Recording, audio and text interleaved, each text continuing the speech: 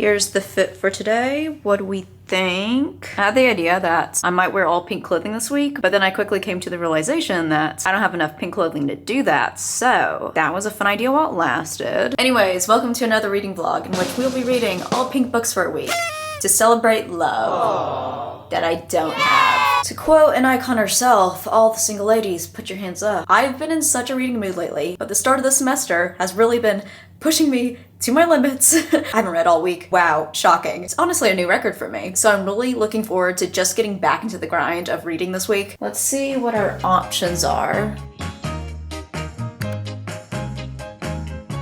I know what you're eyeing.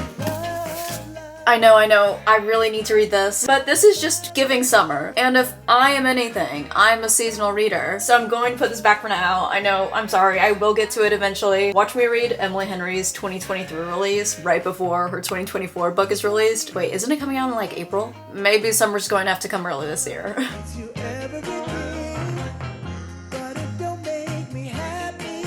All right, here's the stack we'll be pulling from this week. I honestly had more pink books than I was expecting. How aesthetic is that stack? I'm in love. I think I want to start off with a thriller. It's been so long since I've read one, like a week. Is that the last book I read? Yeah, it was. I can't even recall. This is a problem. So if I wanted to go down that route, I could read The Stranger in the Mirror by Liv Constantine, How I'll Kill You by Ren DiStefano, So Happy for You by Celia Lasky, or One of Us is Dead by Geneva Rose. I think I'm feeling One of Us is Dead. I have had this book on my TBR for over a year. I don't know if I'm gonna read another thriller after this, we'll see. But if I don't, I do still think I will read So Happy for You sometime this month for the positive word theme for the buzzword readathon. So I'm excited to get to this eventually. I'm feeling One of Us is Dead. I do have some editing and schoolwork to do today, but I should be able to read a good chunk of this.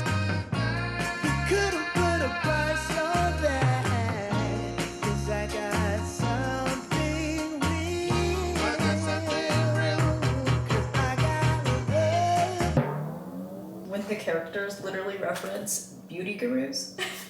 Turns out I did not have my mic on the right setting earlier. Lovely. What is this book about? Catty rich woman drama, and I'm kind of living for it. I'm also loving the setting of this book so far. It takes place predominantly at this high-end nail salon where the wealthy women in the neighborhood gather to gossip, have book club, and of course get treatments done by the salon owner Jenny, who gets the front row seat to all of this gossip. Though we're following all of these kind of unhinged women's POVs, they think they hold the power. I would have to argue that really Jenny does. You know what they say about knowledge? Knowledge is power. And she is the one in the know. She hears it all, sees it all while her clients are just sitting right in their salon chairs. And that is why whenever I go to the hairdresser, I only ever read. You will not catch me on Instagram. You never know what could pop up, okay? It kind of feels like Jenny is one of us readers because she's on the outside observing in, but who is also slowly getting weaved into the plot. Now, nothing has happened, but I'm guessing that one of these women are gonna end up dead. I think that's a safe bet. The drama that is already unfolding already. These women are vicious. They're wicked. And I love it. I've said before how typically I don't like it when women get pegged against each other, but this is just such petty rich people drama that is so out of touch with reality, and it's so much fun. I didn't mean to, but I accidentally took a nap this afternoon after a quiz I had to take for my medical terminology class I'm taking. You know, just typical film student classes. I literally had a moment when I woke up and I did not know what day it was or what time of day it was. I really thought it was the morning for a hot second there. And I was like, oh, guess I better get up and make my coffee. The first thing that came to mind. I need to get more sleep. You ever wonder how I fit in time to read? See that right there? That is my dinner cooking. Instead of scrolling on TikTok or something, I read. I just wanted to pop in and quickly talk about how one of these ladies perfectly exemplified the definition of insanity. Let me flip to this quote. She goes, how could I let him do this to me? Do it once, shame on you. Do it twice, shame on me. Do it 3 times, and I'm truly an idiot. Yeah, I'd have to agree. You know, it seems like the one that just happened where you just cringe on the character's behalf. Man, these ladies are something all right. All right, that's it for now. I'm gonna see you guys tomorrow. I first tried this coffee through a subscription service. My brother and beautiful wife gifted me for Christmas. Each month you get like a premium bag of coffee. Literally couldn't have been a better gift for me. But I liked this one so much that I bought another bag. And I hate to say this, but I am a coffee snob. You know, the connotation around that word is not the best, so I'm not saying it's a good thing, but it's true. It's true. But once I've tasted heaven, the tasty taste, I can't go back to chain coffee. Starbucks. This is the Alma coffee espresso roast. If you're in the need for a new coffee bean, I would recommend. Very excited for this.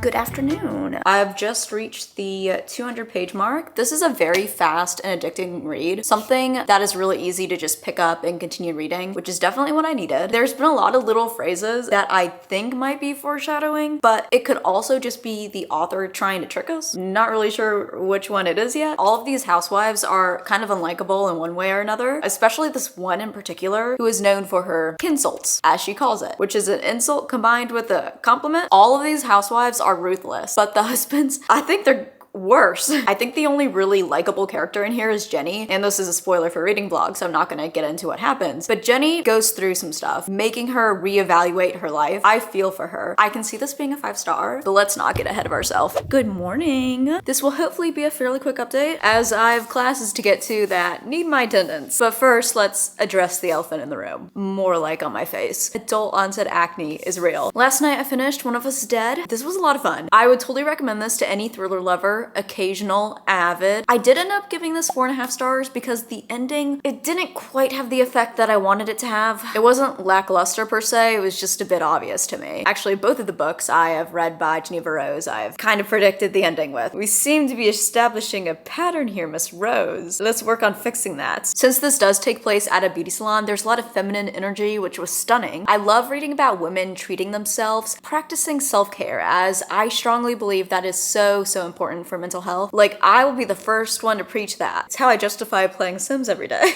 Even though the ending wasn't anything earth-shattering, I would still definitely recommend picking this up if you want a catty, drama-filled read. It was really good. All right, we have to quickly choose our next book. Emphasis on quickly. I've got to get my ass to class.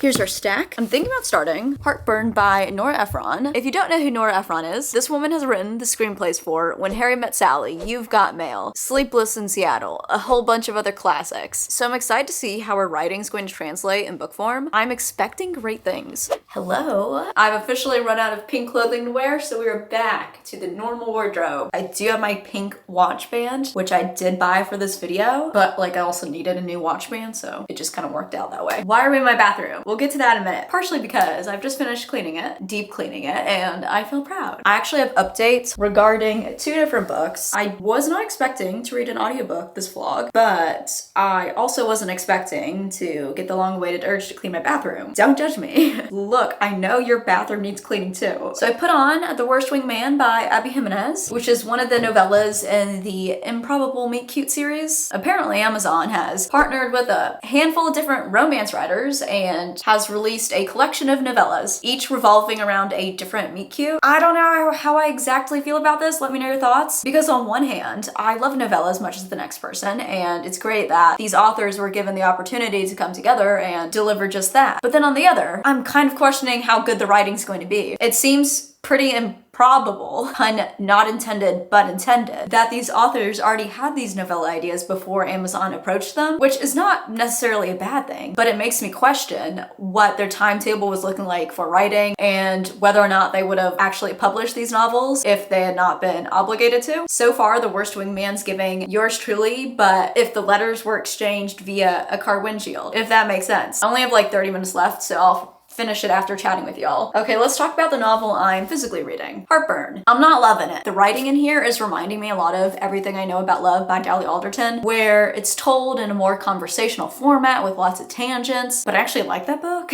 because this book has started to go on a repetition rampage where the protagonist is like, I wonder about this, I wonder about that, I wonder about. Okay, girl, I'm gonna need to stop you right there. I do not need to know every thought in your head. Although Nora Ephron is known for writing rom-coms, I wouldn't really classify this as that. This is more of a general fiction character-focused novel. I haven't even told you guys what this book is about. Basically, we have our protagonist Rachel, who catches her husband cheating on her, and so she hops on a plane with her 2-year-old son and flies to New York to stay at her dad's vacant flat. And so we are following her dealing with this life-altering events. She's also pregnant, which makes her situation a bit more sticky. Not the most riveting plot, but what drew me to this book is that Rachel is a cook show host, and my mind immediately went to Lessons in Chemistry. Love that book so much. The first part of this book has been focusing more so on the people around Rachel rather than our protagonist herself. In my opinion, the first chapter should have been cut and then had that info distributed over the book rather than just info dumping it all in the beginning. Now this is unfortunately Rachel's second husband who has cheated on her, but okay, if we disregard the first husband's infidelity, he's kind of an icon. Like, who wouldn't want a man who makes their hamster cute little salads? That's like ring-worthy material. So far, it's not terrible, but I'm just not particularly jiving with it. I have less than 100 pages left, so I'll probably finish this later today. To get to the other reason why I'm in this bathroom, I have organizing to do. Yes, I thought this would be interesting and worth sharing. That is why I don't make reading vlogs very often. Like, this is what I find fun. This is the highlight of my day. You see, I decided to reward myself for deep cleaning the bathroom with getting organizers to organize my bathroom drawers with, which is in itself kind of like cleaning. So I'm kind of like doing like reverse psychology here. I've seen those TikToks where it's just someone like reorganizing and restocking their bathroom drawer. That is going to be me. Except I'm not going to be restocking these with like 50 unopened Drunk Elephant products. T. Let's get to it. I can't let you go, baby. I just wanna tell. I know it's kind of scary. Oh my god.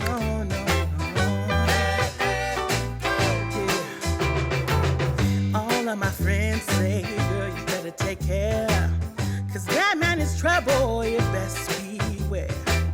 And though deep down I know I might be headed for teardrops, now that you got me started, I just can't stop.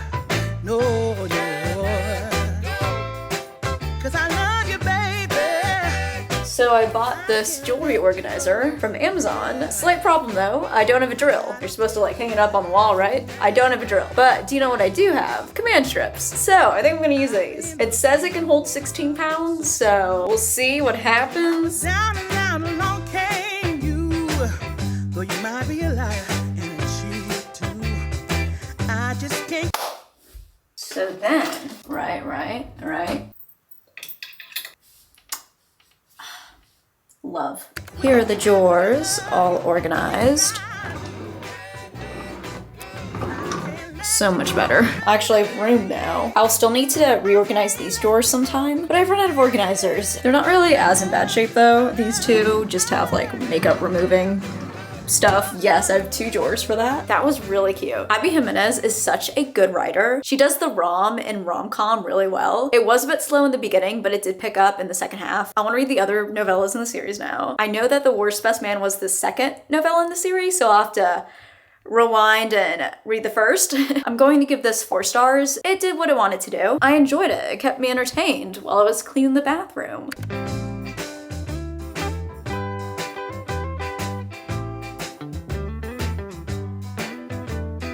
Here we go again with the repetition. Sometimes I believe that love dies, but hope springs eternal. Sometimes I believe that hope dies, but love springs eternal. Sometimes I believe that sex plus guilt equals love, and sometimes I believe that sex plus guilt equals good sex. Sometimes I believe that love is as natural as the tides, and sometimes I believe that love is an act of will. Sometimes I believe that some people are better at love than others, and sometimes I believe that everyone's faking it. Sometimes I believe that love is essential, and sometimes I believe that the only reason love is essential is that otherwise you'll spend all your time looking for it.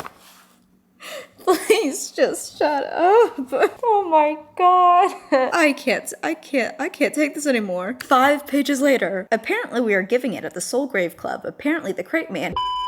Okay, I'm so done with this. Once again, 5 pages later. I'm gonna spare you all from it this time. But the word is because now. At least, you know, it's different. It's a different word each time. I'm giving this 1 star. Not just because of the writing, though that definitely did play a role, but mainly because there were numerous instances in here where the author uses language that is quite offensive and derogatory. And it was used in a way where it felt like she was trying to be funny. But no, using racism as humor is not funny. I expected better, Nora Ephron. What happened in here? And she wasn't just offensive towards groups of people, though that would have been enough in itself for me to rate this 1 star. But at one point she called a psychiatric hospital the loony bin. And I know this was written in the 80s, where there's a lot of stigma around mental illness. But sometimes you really just have to be the change you want to see in the world. Obviously that was not the memo in the 80s. This book is written as if it's one of the protagonist's books, because she's not only a cook show host, but also an author who writes books that have recipes throughout, which is basically how this book's like. At the end, there's an index for you to use to reference all the recipes with, which I thought was a nice touch. For most of the book, I thought it took place in Washington State, and I'm blaming that on the writing. They kept referring to the area in which they live as Washington, and it wasn't until the very end where they actually referred to it as DC. I am from that area, and no one calls Washington DC Washington. We call it Washington DC or DC or downtown. Washington is a state. It's really not that deep, but I kept thinking, why are these characters spending so much money traveling to and from New York? That seems really expensive. Yeah, that probably should have been an indicator for me, but 1 star. Good night.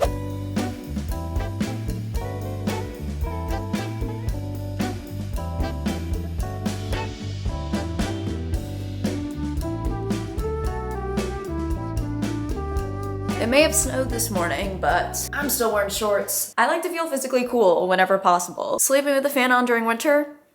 Couldn't be more me. I did not put earrings in this morning. Oh, my ears feel naked now. Let me fix this.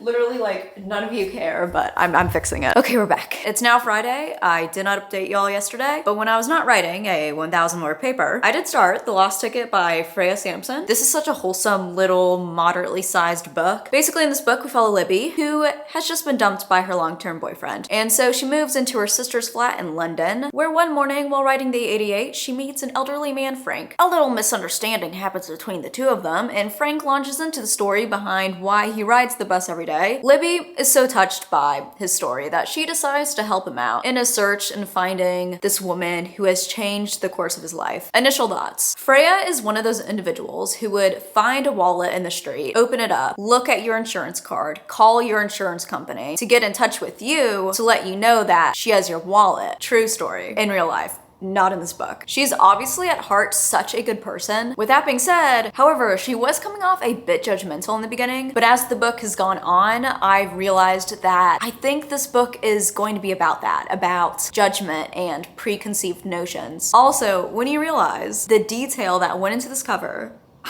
it's really the little things that make a book so special. Overall, I'm really enjoying it so far. It's definitely a character-focused read, but while reading it, my heart is just filled with happiness. Life update now. It's my best friend's birthday today, Lovey Jax, and she's having a little party later today, which I am really excited for. So I'm going to try to do most of my reading over throughout the day, as I can't imagine I'll be in any state in which I will want to read. But first, I brought this on myself, really. I'm taking a Greek mythology class as an elective this semester, really because I don't know much about Greek mythology and I wanted to learn more. Just from learning about the initial setup of everything, y'all, Greek mythology is wild, okay? I'm talking like gods are eating their children and then regurgitating them. Fun stuff, fun stuff. I did not know this was what I was getting into. It's kind of interesting though. This class has made me want to read Song of Achilles. That's one of those really popular book talk books that I still have not read. But you know, until then, I get to read about Achilles and his anger. I wanted to show y'all the fit for tonight. The theme is Y2K. Not really sure if the fit's given that, but it's the best I could do. Like this necklace? Yeah, I made that yesterday. So it's Saturday morning, right? And I need to go to the grocery store, you know, restock a few things. Nothing really too atypical. So I'm pulling out of my driveway and I look to the right and my window's wet. And I'm like, huh, that's a bit strange. I don't recall it raining recently, and even if it did, my window should be dry by now. So I pull back into my driveway, look up, and my ceiling's dripping water. So that was my morning, dealing with all that, but we're here now. Also, I told you all it was my best friend's birthday yesterday. More like my birthday, because Look at these. I'm so excited for these. I'm literally so excited. I'm way more excited than I should be. I've never owned rapid slippers and I'm surprised it's taken me this long, really. Also, I have a new tattoo row. These were supposedly temporary. That was funny. And I literally took a shower. I scrubbed at them. I don't know what temporary tattoos are made out of these days, but back in my day, they would come off like in 4 hours or less. Final update, The Last Ticket. I loved this book. This was such a feel-good read. I wouldn't change anything about this, so I'm giving it 5 stars, which I definitely was not expecting from this cute little pink book, but it really hit all the marks. There was just the right amount of family drama, humor, romance, and unlikely but such a sweet friendship. Our man Frank, I don't think I would have the willpower to be able to do what he did, but you know, I love that journey for him. And although his story is compelling, it's really Libby's story that grips you and pulls on your heartstrings. The best thing I can compare this reading experience to is that of taking your first sip of coffee in the morning. You know, when you have a little headache, you're going through the beginning stages of sleep deprivation and you just take that sip and this was such a cozy, heartwarming read. I manifested this book, y'all. When I hauled this, I was like, I feel like this is going to be a hidden gem. Couldn't have said it better present day. I'd highly recommend. I'm like fighting daylight now. My morning was it was a bit much, okay? Somehow I managed to fit in 4 books in this vlog. So to do a little recap, One of Us is Dead, loved. 4.5 stars. The Worst Wingman Ever, I gave 4 stars. After thinking back on it a bit more, it might be more of like a 3.5, but still, it was good. Heartburn, 1 star. And then The Lost Ticket, 5 stars, obviously. That is going to be it for this reading vlog. Thank you all so much for hanging out with me this past week. Let me know down in the comments what books you have been reading to celebrate Valentine's Day or Galentine's Day. If you did enjoy this video, make sure to give it a thumbs up. It really does help me my channel out a lot. You can also comment, interact, subscribe, all that fun YouTube stuff. I'd really appreciate it. I hope y'all are having a fantastic week, a fantastic February, and I will see you in my next video. Bye.